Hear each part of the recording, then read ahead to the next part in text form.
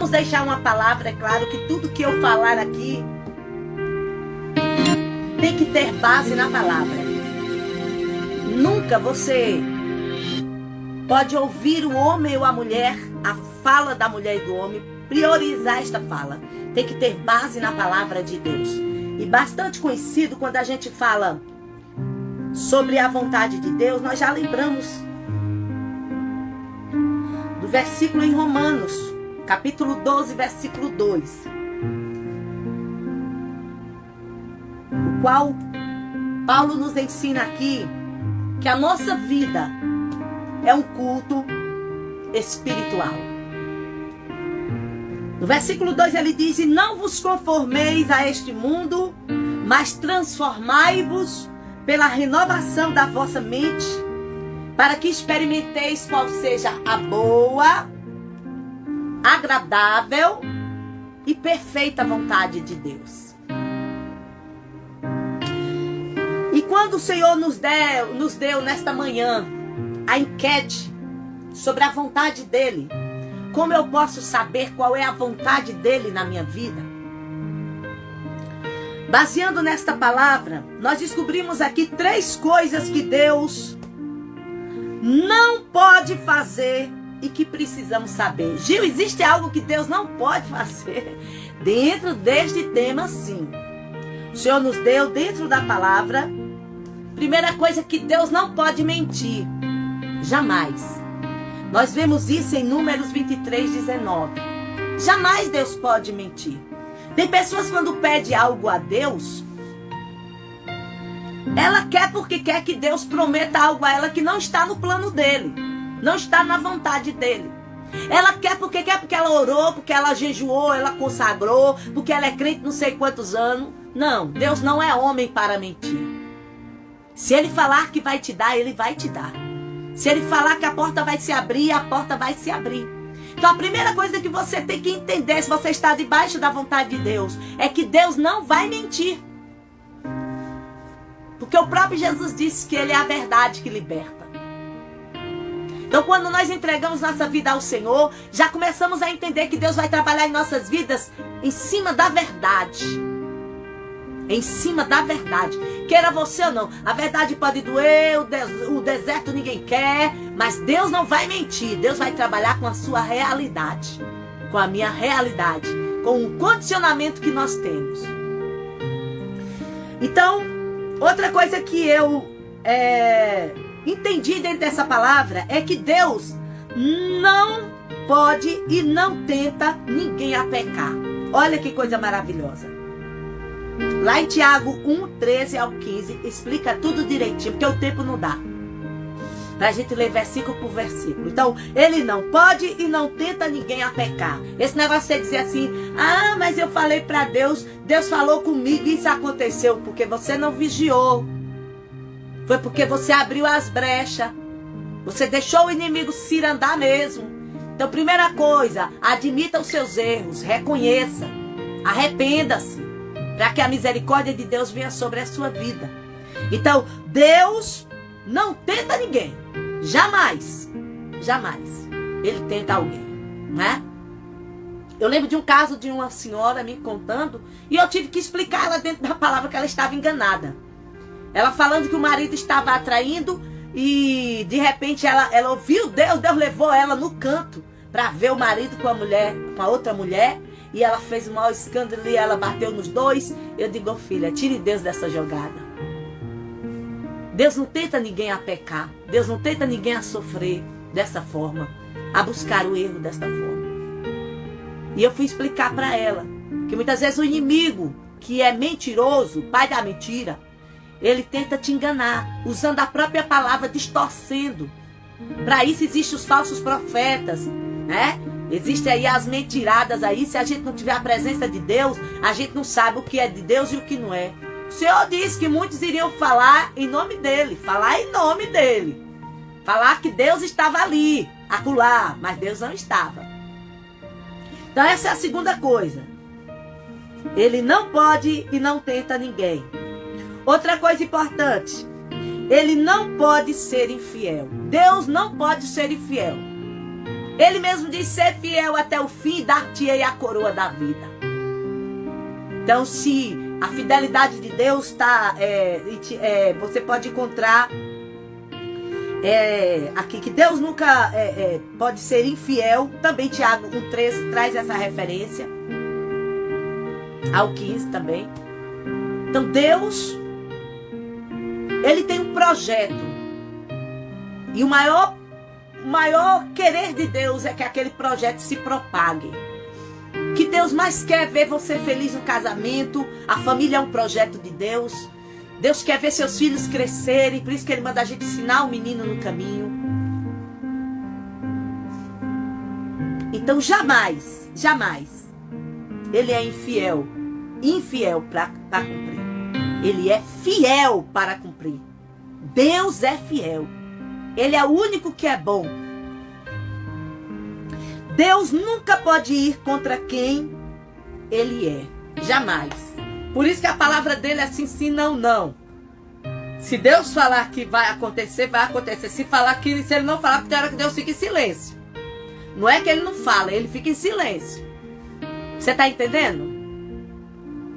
Deus muitas vezes fica em silêncio e a gente entende o silêncio de Deus. Até no silêncio a gente entende o que Deus quer da gente. Às vezes aquele silêncio é Deus falando assim: ei, aquietai-vos e sabei que eu sou Deus. Ou então assim: cala-te e espera em mim com paciência. E você pensa que Deus não está te ouvindo, que Deus não vai fazer algo pela tua vida. Então temos que ter cuidado, né? Muitas vezes não recebemos porque pedimos mal. Não sabemos pedir. É outro prejuízo de não reconhecer a intimidade, porque você não tem falado com Deus. Ele diz assim: entra no teu quarto, fecha a porta e ora em silêncio, né? Entra na intimidade comigo. Então, como eu vou ouvir a voz de quem eu nem converso, de quem eu nem declaro, né, a vontade dele na minha vida? Então, através da oração, nós temos o verdadeiro sentido. Temos o verdadeiro sentido dessa intimidade com Deus. Então, seja justo, porque jamais Deus será injusto com você. Haja com justiça, longanimidade, perdão, né? Às vezes você quer ser tanto perdoado, mas não perdoa ninguém. Aí fica difícil. Então, se você, primeiramente, para a gente saber se está debaixo da vontade de Deus, é ter um coração misericordioso. Aqui a palavra do Senhor também nos diz. Eu achei muito importante selecionar algumas perguntas. Onde podemos conhecer a vontade revelada de Deus? Onde? Ou seja, a localização, né? Então Deus já revelou a sua vontade na sua palavra. A Bíblia diz que a vontade de Deus já revelada são muitas, em 1 Pedro capítulo 2. Começa quando Ele dá o seu único filho unigênito para que nós tenhamos salvação, para o perdão dos nossos pecados. Foi uma vontade de Deus. Alguns exemplos aqui que a gente separou. Praticar o bem é da vontade de Deus. Pratica o bem sem olhar a quem, né? Pratique. Se você está assim em sua casa e de repente Deus fala assim: vá a tal lugar, leve uma cesta básica, né? Se você está, tá alguém ali, está precisando de uma roupa, vai e leve. Pratica o bem. Não queira perguntar, questionar porque vai fazer isso, né? Não, pratique simplesmente o bem. Conforte os desanimados. Às vezes a pessoa não quer uma roupa, não quer um sapato, não quer comida, né? Comida para comer, materialmente falando, mas ele precisa de uma palavra de ânimo. Ele precisa levantar, ele precisa suavizar a sua vida, a sua alma está abatida. Então pratique esse ato. Conforte o desanimado. Ajude os fracos. A palavra de Deus diz que quem está forte carrega o fraco, né? E ainda é demais, quando a gente pensa que está fraco, está forte. Quando está forte, pensa que está o grandão, está fraco. Porque está a sua confiança em si mesmo. Outra coisa, ser paciente para com todos. Tem gente que é paciente com os de fora de casa. Em casa é um terror. Tenha paciência com a esposa, tenha paciência com os filhos, tenha paciência com o patrão, tenha paciência com seus amigos da faculdade. Tenha paciência com todos. Vai trazer para você um grande benefício. Outra coisa importante, ser bondoso, né? Que está enquadrado em ajudar ao próximo. E também alegrar-se sempre, irmão. Porque a alegria do Senhor, o quê? É a nossa força. Alegra-te no Senhor. E Ele te concederá tudo o que você precisa. Glória a Deus. Isso é uma característica daquele que conhece a vontade de Deus. Outra coisa importante, orar continuamente. Gente, orar sem cessar. Quem sabe a vontade de Deus sabe que tem que estar em constante oração. Dá graça em todas as circunstâncias ou situações. É fácil, irmão? É fácil, irmã? É não. Mas tem que dar graças, dê graças por tudo, em todas as circunstâncias, que Deus vai te abençoar poderosamente. Glória a Deus. Outra coisa importante que eu assimilei aqui, que o tempo é pouco. Aqui quando a palavra do Senhor também questiona acerca de conhecer a vontade de Deus para nós. É a mesma coisa que obedecê-la? Tem que responder dentro da Bíblia. Será que eu conhecer é a mesma coisa de obedecer? Vamos lá. Na verdade, não. Deus pode revelar qual é a sua vontade para nós. E mesmo assim podemos escolher não obedecer, né? Porque Deus nos deu o livre-arbítrio. Deus nos deu o livre-arbítrio para obedecermos, né? Para escolhermos, aliás, o caminho que a gente quer andar. Ainda se refere em Mateus 21, 28, né? Jesus falou sobre isso, né? Muitas vezes a vontade de Deus é uma, mas a gente, por não obedecer, ser rebelde, aquilo não acontece em nossas vidas. E Deus não tem nada a ver com isso, né? Que Deus conta a parábola de um pai falando de dois filhos, um que obedeceu e o outro que não obedeceu. Então, isso mostra o livre-arbítrio de cada um para com as suas escolhas. Vamos adiantar aqui mais uma perguntinha enquadrada dentro da nossa enquete. Como conhecer a vontade de Deus? Né? Olha, irmãos, não precisa nem pensar muito para responder essa pergunta aqui. A palavra do Senhor, ela diz: quando nós verdadeiramente entendemos o que é sermos libertos, sermos guardados, protegidos pelo Senhor, estamos com nossos pés sobre as rochas, firmados, não sobre a areia. Nós exercitamos aí uma grande confiança em Deus. É por isso que eu tenho que estar debaixo da vontade de Deus, do querer de Deus na minha vida. Às vezes tem gente que faz uma pergunta a Deus, ela mesmo dá a resposta. Porque a vontade dela é tanta de querer aquilo ali, que ela nem espera Deus responder. Tudo que vier, ela nem digere. Ela nem faz prova de Deus, que é uma coisa importante. Para você saber qual é a vontade de Deus, você tem que fazer prova deste Deus também, né? Através da consagração. Então é importante. A palavra do Senhor aqui nos garante o que é boa e agradável, perfeita, em Romanos 12, 2, que a gente leu. E que os planos do Senhor são de bem para nos dar, né? Para nos dar o quê? Um futuro de esperança. Lá em Jeremias 29, 11 garante isso. O Senhor diz assim: eu tenho coisas grandes que tu nem sabe. Anda na minha presença, ser perfeitos, santificai-vos.